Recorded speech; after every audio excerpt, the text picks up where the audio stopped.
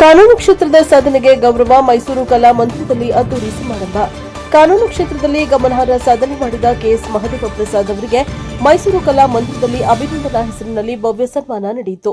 ಸ್ನೇಹ ಬಳಗ ಮತ್ತು ವಕೀಲರ ವೃಂದ ಆಯೋಜನೆ ಮಾಡಿದ್ದು. ಈ ಕಾರ್ಯಕ್ರಮದಲ್ಲಿ ಮೈಸೂರು ಹಾಗೂ ಜಿಲ್ಲಾ ವಕೀಲರ ಬಳಗ, ಸ್ನೇಹ ಬಳಗದ ಸದಸ್ಯರು, ಗಣ್ಯ ನ್ಯಾಯಾಧೀಶರು, ಹಿರಿಯ ವಕೀಲರು ಮತ್ತು ನೂರಾರು ಅಭಿಮಾನಿಗಳು ಉಪಸ್ಥಿತರಿದ್ದರು. ಕಾರ್ಯಕ್ರಮದ ದಿವ್ಯ ಸಾನ್ನಿಧ್ಯವನ್ನ ಶ್ರೀ ಶಿವರಾತ್ರಿ ದೇಸಿಕೇಂದ್ರ ಸ್ವಾಮಿಗಳು, ಸುತ್ತೂರು ಕ್ಷೇತ್ರ ಮೈಸೂರು ಶ್ರೀ ಶಿವಸಿದ್ದೇಶ್ವರ ಸ್ವಾಮಿಗಳು ಮತ್ತು ಶ್ರೀ ಸೋಮನಾಥೇಶ್ವರ ಸ್ವಾಮಿಗಳು ವಹಿಸಿದ್ರು.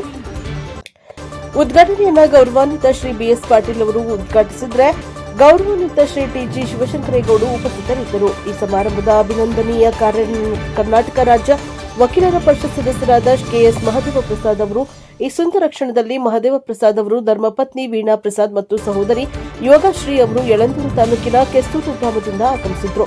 ಗ್ರಾಮೀಣ ಹಿನ್ನೆಲೆಯಿಂದ ಬಂದು ಇಷ್ಟು ದೊಡ್ಡ ಸಾಧನೆ ಮಾಡಿರುವುದಕ್ಕೆ ಕುಟುಂಬಸ್ಥರು ಹೆಮ್ಮೆ ವ್ಯಕ್ತಪಡಿಸಿದ್ರು. ಈ ಸಂದರ್ಭದಲ್ಲಿ ಸಹೋದರಿ ಯೋಗಶ್ರೀ ಅವರು ಪ್ರಜಾಪವರ ಮಾಧ್ಯಮದೊಂದಿಗೆ ಮಾತನಾಡಿ ಭಾವುಕರಾದರು. ನಮ್ಮ ಅಣ್ಣ ಕೆಎಸ್ ಮಹದೇವ ಪ್ರಸಾದ್ ಅವರು ಇಷ್ಟು ದೊಡ್ಡ ಸಾಧನೆ ಮಾಡಿದ್ದಾರೆ.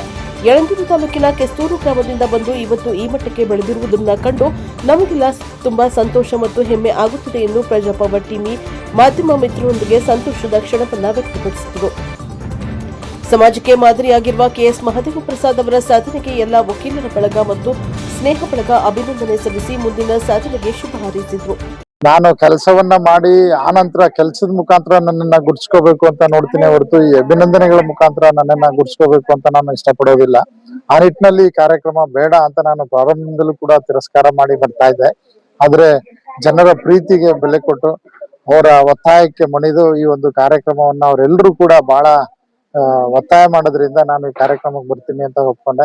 ಇಲ್ಲಿ ಬಂದ್ರೆ ಬಹಳ ಅದ್ದೂರಿಯಾಗಿ ಇಷ್ಟೊಂದು ಜನ ನಿರೀಕ್ಷೆಗೂ ಮೀರಿ ತುಂಬಾ ಜನರು ಬಂದಿದ್ರು. ಈ ಒಂದು ಕಾರ್ಯಕ್ರಮ ಪೂಜ್ಯ ಸುತ್ತೂರು ಶ್ರೀಗಳು ಮತ್ತು ಪೂಜ್ಯ ಸಿದ್ಧಗಂಗಾ ಶ್ರೀಗಳು ಹಾಗೂ ಪೂಜ್ಯ ಆದಿಚುಂಚನಗಿರಿ ಶ್ರೀಗಳ ದಿವ್ಯ ಸಾನ್ನಿಧ್ಯದಲ್ಲಿ ಲೋಕಾಯುಕ್ತರಾದಂತಹ ಬಿಎಸ್ ಪಾಟೀಲ್ರು ಹಾಗೂ ಕರ್ನಾಟಕ ರಾಜ್ಯ ಗ್ರಾಹಕರ ಪರಿಷತ್ತಿನ ಅಧ್ಯಕ್ಷರಾದಂತಹ ಶಿವಶಂಕರೇಗೌಡರವರ ಉದ್ಘಾಟನೆಯ ಮುಖಾಂತರ ಈ ಒಂದು ಕಾರ್ಯಕ್ರಮವನ್ನ ನಡೆಸ್ಕೊಟ್ರು. ಇಲ್ಲಿ ಬರ್ತಿದ್ದಂತ ಎಲ್ಲಾ ಜನರು ಕೂಡ ಬಹಳ ಪ್ರೀತಿಯಿಂದ ಕಾರ್ಯಕ್ರಮದ ಪ್ರಾರಂಭದಿಂದ ಕೊನೆ ತನಕ ಎಲ್ಲರೂ ಉತ್ಸುಕರಾಗಿ ಕಾರ್ಯಕ್ರಮವನ್ನ ಆಲಿಸಿದ್ರು, ವೀಕ್ಷಿಸಿದ್ರು. ನಿಜವಾಗಿ ನನಗೆ ಹೃದಯ ತುಂಬಿ ಬಂದಿದೆ. ನಾನು ಯಾವ ರೀತಿ ಕೃತಜ್ಞತೆಗಳನ್ನ ಹೇಳ್ಬೇಕು, ಧನ್ಯವಾದಗಳನ್ನ ಹೇಳ್ಬೇಕು ಅಂತ ಹೇಳಿ ನನಗೂ ಕೂಡ ಗೊತ್ತಾಗ್ತಾ ಇಲ್ಲ. ಕೇವಲ ಮಾತಿನಲ್ಲಿ ನಾನು ಧನ್ಯವಾದಗಳನ್ನ ಕೃತಜ್ಞತೆಗಳನ್ನ ಹೇಳಿದ್ರೆ ಅದು ಅರ್ಥನೂ ಇರೋದಿಲ್ಲ. ನನ್ನ ಕೆಲಸಗಳ ಮುಖಾಂತರ ನಿಮ್ಮೆಲ್ರಿಗೂ ಅತಿ ಶೀಘ್ರದಲ್ಲಿ ಧನ್ಯವಾದಗಳನ್ನ ಕೃತಜ್ಞತೆಗಳನ್ನ ಹೇಳಲಿಕ್ಕೆ ನಾನು ಇಚ್ಛೆ ಪಡ್ತೀನಿ. ನಿಮ್ಮ ಪ್ರೀತಿಗೆ ನಾನು ಯಾವತ್ತೂ ಕೂಡ ಆಭಾರಿಯಾಗಿರ್ತೀನಿ ಅಂತ. ನಾವು ಜೀವನದಲ್ಲಿ ಏನೇ ಆಗಿದ್ರು ಕೂಡ ನಾವು ಬೆಳೆದು ಬಂದ ದಾರಿಯನ್ನ ನಾವು ನೋಡ್ಬೇಕಾಗತ್ತೆ. ನಾವು ಜೊತೆಗೆ ಮುಂದೆ ಯಾವ ನಿಟ್ಟಿನಲ್ಲಿ ಹೋಗ್ಬೇಕು ಅನ್ನೋದನ್ನ ಈ ರೀತಿ ಜವಾಬ್ದಾರಿಗಳು ನಮ್ಮನ್ನ ಎಚ್ಚರಿಸ್ತಾ ಹೋಗ್ತಿರ್ತವೆ. ನಾವು ನಡೆದು ಬಂದ ದಾರಿಯನ್ನ ಮತ್ತೆ ನಾವು ಮುಂದೆ ತಲುಪಬೇಕಾಗಿರೋ ಗುರಿಯನ್ನ ಮರೆತ್ರೆ ನಾವು ಯಾವತ್ತೂ ಕೂಡ ಮಾನವರಾಗಿರೋದಿಲ್ಲ. ಹಾಗಾಗಿ ನಾವು ನಡೆದು ಬಂದ ದಾರಿನೂ ಮರಿಬಾರ್ದು, ನಾವು ಮುಂದೆ ಸಾಗ್ಬೇಕಾಗಿರೋ ಗುರಿನೂ ಕೂಡ ನಾವು ಬಿಡಬಾರ್ದು. ಹಾಗಿದ್ರೇನೆ ನಮ್ಮ ಜೀವನದಲ್ಲಿ ಒಂದು ಶಿಸ್ತು ಮತ್ತೆ ನಾವು ನಮ್ಮ ಲೆಗಸಿಗೆ ಏನ್ ಬಿಟ್ಟು ಹೋಗ್ತೀವಿ ಅನ್ನೋದು ಕೂಡ ನಾವು ಇರೋ ತನಕ ಇರೋದು ಅಷ್ಟೇ ಅಲ್ಲ, ನಾವು ಹೋದ ನಂತರದಲ್ಲಿ ಕೂಡ ನಾವು ಏನ್ ಮಾಡಿದೀವಿ ನಮ್ಮ ಕೆಲಸಗಳ ಮುಖಾಂತರ ಜನರು ನಮ್ಮನ್ನ ಅಟ್ಲೀಸ್ಟ್ ಕೆಲವು ವರ್ಷಗಳ ಕಾಲ ನೆನ್ಸ್ಕೊಂಡ್ರೆ ಅದೇ ಸಾರ್ಥಕ ಜೀವನ. ಆ ಸಾರ್ಥಕ ಜೀವನ ಮಾಡ್ಬೇಕು ಅಂತ ಹೇಳಿದ್ರೆ ಬರೀ ವೃತ್ತಿ ಮಾಡಿದ್ರೆ ಸಾಕಾಗೋದಿಲ್ಲ, ಸಮಾಜ ಸೇವೆನಲ್ಲೂ ಕೂಡ ನಾವು ತೊಡಗಿಸ್ಕೋಬೇಕು.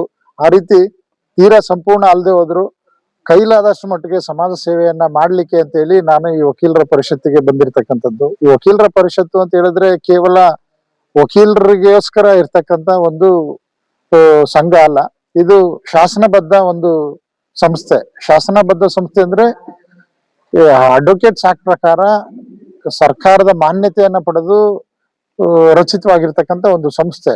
ಇದರಲ್ಲಿ ಜನರಿಗೆ ಅನುಕೂಲ ಆಗ್ತಕ್ಕಂಥ ನಾಟ್ ಓನ್ಲಿ ಫಾರ್ ಅಡ್ವೊಕೇಟ್ಸ್, ಸಾರ್ವಜನಿಕರಿಗೆ ಅನುಕೂಲ ಆಗ್ತಕ್ಕಂಥ ಅನೇಕ ಜವಾಬ್ದಾರಿಗಳು ಈ ವಕೀಲರ ಪರಿಷತ್ತಿಗಿದೆ.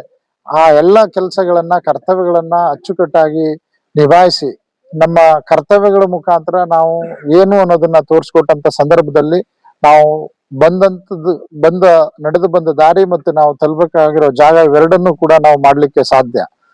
ನಾವು ಬರೀ ವೃತ್ತಿಯನ್ನ ಮಾಡ್ಕೊಂಡು ಹೋಗೋದು ಅಥವಾ ನಮ್ಮ ಜೀವನಕ್ಕೆ ನಾವು ಅಥವಾ ನಮ್ಮ ಕುಟುಂಬಕ್ಕಷ್ಟೇ ನಾವು ರೆಸ್ಟ್ರಿಕ್ಟ್ ಆದ್ರೆ ಸಮಾಜಕ್ಕೆ ನಾವು ಏನ್ ಕೊಡುಗೆ ಕೊಟ್ವಿ ಅನ್ನೋದು ಕೂಡ ಇಂಪಾರ್ಟೆಂಟ್ ಆಗುತ್ತೆ. ಆ ನಿಟ್ಟಿನಲ್ಲಿ ಸಮಾಜಕ್ಕೆ ನಾವು ಏನಾದ್ರೂ ಒಂದು ಒಳಿಲು ಸೇವೆ ಮಾಡ್ಬೇಕು ಅಂತ ಹೇಳಿದ್ರೆ ಈ ರೀತಿ ಜವಾಬ್ದಾರಿಗಳನ್ನ ತೆಗೆದುಕೋಬೇಕು ಅಂತ ನನ್ನ ನಿಟ್ಟಿನಲ್ಲಿ ನಾನು ಈ ವಕೀಲರ ಪರಿಷತ್ತಿಗೆ ಬಂದಿದ್ದೀನಿ. ನಾವು ನಮ್ಮ ಜೀವನವನ್ನ ಯಾವ ರೀತಿ ರೂಪಿಸ್ಕೋತೀವಿ ಅದ್ರ ಮೇಲೆ ಇರುತ್ತೆ. ಶಿಸ್ತುಬದ್ಧ ಜೀವನವನ್ನ ನಡೆದಂತ ಸಂದರ್ಭದಲ್ಲಿ ನಮ್ಮ ವೃತ್ತಿಯ ಜೊತೆಗೆ ಇದನ್ನ ಜೊತೆನಲ್ಲಿ ತೆಗೆದುಕೊಂಡು ಹೋಗೋ ಪ್ರಯತ್ನಗಳನ್ನ ನಾವು ಮಾಡ್ಬೇಕಾಗತ್ತೆ. ಕೇವಲ ನನಗೋಸ್ಕರ ನಾನು ಬದುಕ್ತೀನಿ ಅಂತ ಹೇಳಿದ್ರೆ ಅದು ಸೆಲ್ಫಿಶ್ ಆಗುತ್ತೆ.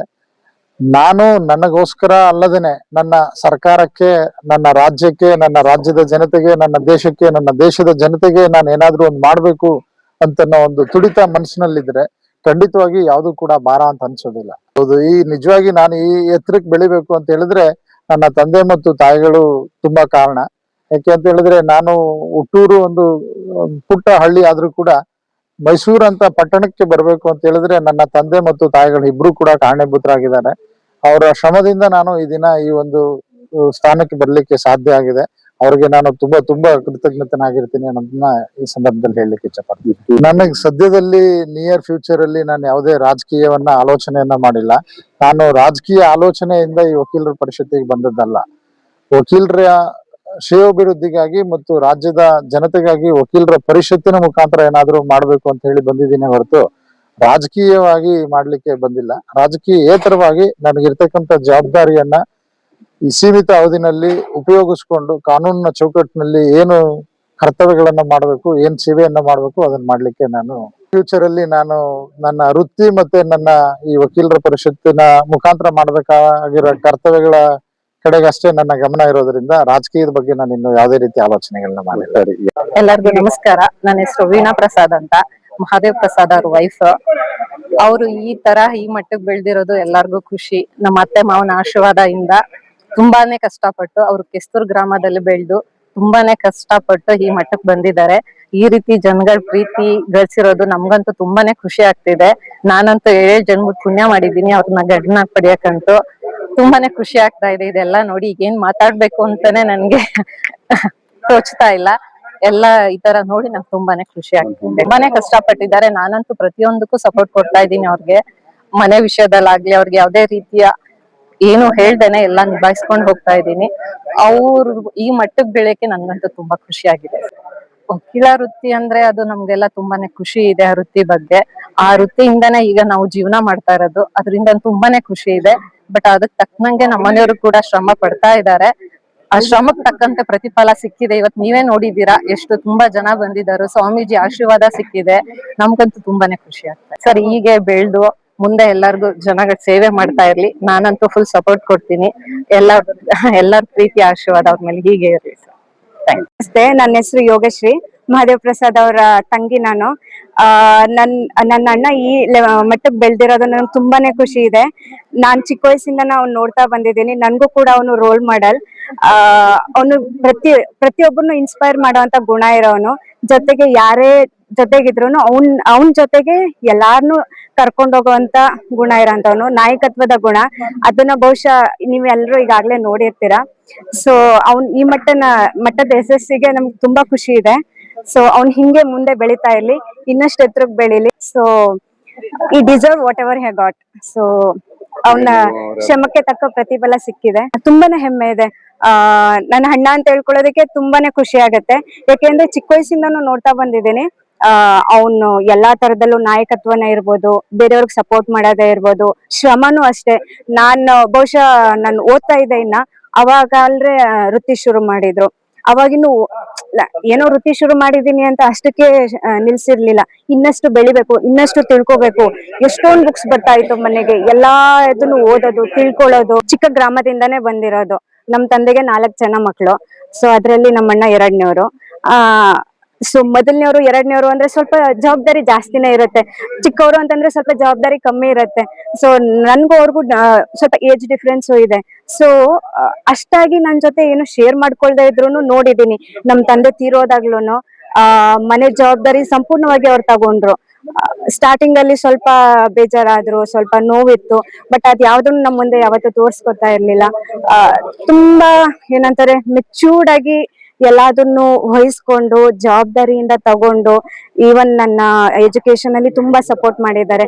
ನಾನು ಇಂಜಿನಿಯರಿಂಗ್ ಓದ್ಬೇಕಾದ್ರೆ ಇಲ್ಲ, ಅವಳು ಇಂಜಿನಿಯರಿಂಗೇ ಮಾಡ್ಬೇಕು, ಚೆನ್ನಾಗ್ ಓದ್ಬೇಕು, ಅವಳು ನನ್ನ ತಂಗಿ ಬೆಳಿಬೇಕು, ಅಷ್ಟೆಲ್ಲ ತುಂಬಾನೇ ಸಪೋರ್ಟ್ ಮಾಡಿದ್ದಾರೆ. ಸೊ ಅವ್ರ ಕಷ್ಟನ ನಮ್ ಜೊತೆ ಅಷ್ಟೊಂದಾಗ ಹಂಚ್ಕೊಂಡಿಲ್ಲ, ಬಟ್ ಅವ್ರಿಗೆ ಏನೇ ನೋವಿದ್ರು ಎಲ್ಲದನ್ನು ಬಹುಶಃ ಅವ್ರೊಬ್ರೇನ ಇದ್ ಮಾಡ್ಕೊಂಡು ನಮ್ಮೆಲ್ಲರಿಗೂ ಖುಷಿಯಿಂದಾನೇ ನೋಡ್ಕೊಂತಾ ಇದ್ರು, ಖುಷಿಯಿಂದ ಇರ್ತಾ ಇದ್ರು. ತುಂಬಾ ಹೆಮ್ಮೆ ಆಗತ್ತೆ. ಇನ್ನಷ್ಟು ಎತ್ತರಕ್ಕೆ ಬೆಳಿಬೇಕು ಅಂತ ಆಸೆ ಆಗತ್ತೆ. ಸೊ ಅವ್ರು ಇಷ್ಟ ಎತ್ತರಕ್ಕೆ ಬೆಳ್ದಿದ್ದಾರೆ, ಅದಕ್ಕೆ ಬಹುಶಃ ಅವ್ರ ಸುತ್ತಮುತ್ತ ಇರೋರು ಒಂಥರ ದೊಡ್ಡ ಬಳಗ, ಬಂಧುಗಳಷ್ಟೇ ಅಲ್ಲ, ಸ್ನೇಹಿತರು ಅಷ್ಟೇ ದೊಡ್ಡ ಮಟ್ಟದಲ್ಲಿದ್ದಾರೆ. ಸೊ ಅದೆಲ್ಲ ಶ್ರಮದಿಂದ ಅಥವಾ ಅವ್ರಿಗಿರೋ ಒಳ್ಳೆ ಗುಣ ಅಥವಾ ಒಳ್ಳೆತನ, ನನ್ ಜೊತೆಗೆ ಇನ್ನೂ ಬರ್ಬೇಕು, ಅವರು ಬರ್ಬೇಕು ಅಂತ ಅವ್ರಿಗಿರೋ ಮನಸ್ಥಿತಿ, ಬಹುಶಃ ಅದೇ ಕಾರಣ ಅವರು ಇಲ್ಲಿವರೆಗೆ ಬಂದಿರೋದು. ಒಬ್ಬ ನಾಯಕತ್ವ ಅಂತಂದ್ರೆ, ಯಾವುದೇ ಒಬ್ಬ ಲೀಡರ್ ಅಂತಂದ್ರೆ ಜಸ್ಟ್ ನಾನೊಬ್ನೇ ಬೆಳಿಬೇಕು, ನಾನಷ್ಟೇ ಸಮಾಜಕ್ಕೆ ಗೊತ್ತಾಗ್ಬೇಕು ಅನ್ನೋದಲ್ಲ. ನನ್ ಜೊತೆ ಯಾರಿದ್ದಾರೆ ಸುತ್ತಮುತ್ತ ಅವ್ರನ್ನ ಅವ್ರ ಜೊತೆ ಕರ್ಕೊಂಡು ಹೋಗ್ಬೇಕು, ಅದು ನಿಜವಾದ ನಾಯಕತ್ವ. ಸೊ ಅದಕ್ಕೆ ತಕ್ಕಂಗೆ ಅವ್ರು ಬಾಳ್ತಾ ಇದ್ದಾರೆ. ಮುಂದಕ್ಕೂ ಹಂಗೆ ಇರ್ಲಿ, ಇನ್ನಷ್ಟು ಯಶಸ್ಸು ಸಿಕ್ಲಿ.